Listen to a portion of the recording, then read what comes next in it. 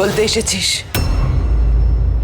তুই আর মায়ের নেই, মাও আর তোর নেই।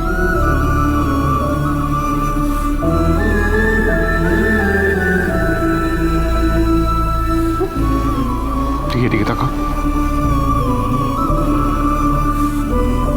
আচ্ছা মা, তুমি যে এই কথাগুলো বারবার বলো যে তুমি আমার কেউ নয়, একবার ভাবো না আমার কেমন লাগবে?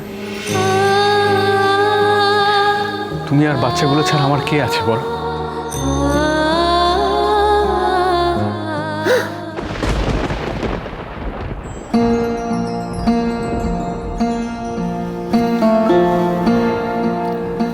আমি তোর কেউ না, কেউ নই আমি তোর।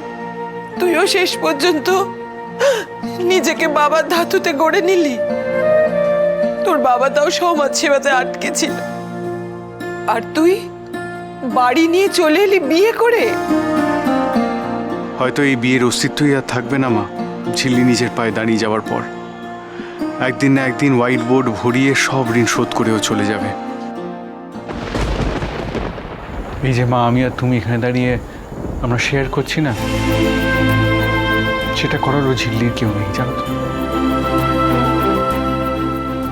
বাবা মা সব কিছু একেবারে ত্যাগ করে ওকে বেরিয়ে আসতে হয়েছে। এখান থেকে বেরোলে মেয়েটার কোথাও যাওয়ার নেই। অথচ মেয়েটা যদি একটু সাপোর্ট পায়, I know she'll touch the sky. ওর সেই পোটেনশিয়ালটা আছে। এই মানুষটা যে কেন আমার জন্য এত ভাবে, কেন যে করে, সমাজ সেবার পারতো আমি, তার মানে দয়া।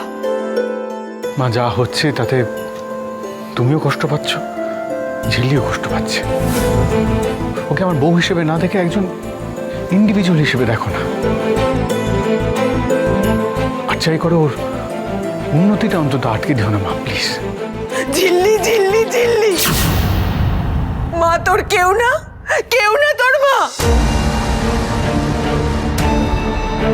তুমি জানো মা আমি তোমায় কতটা ভালোবাসি,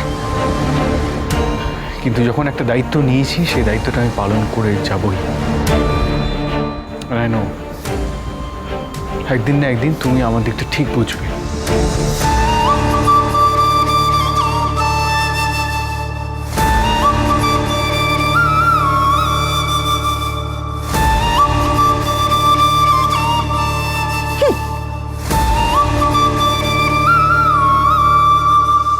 কোনো ঝামেলা অশান্তি হয়নি, চিন্তা করো না। কাজে মন দাও। গল্পটা যখন লিখে ফেলেছো তখন কালকে ম্যাগাজিন অফিসে গিয়ে গল্পটা জমা দিও, দেরি করো না। চাকরিটা পেয়ে যাতে আপনার সব ঋণ শোধ করতে পারি, তাই এত তাড়া দিচ্ছেন তো?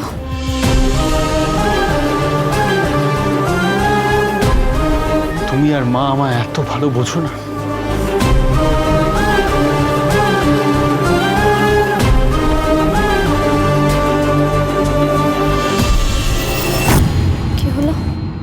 এরকম বাঁকা কথা বলে গেল কেন?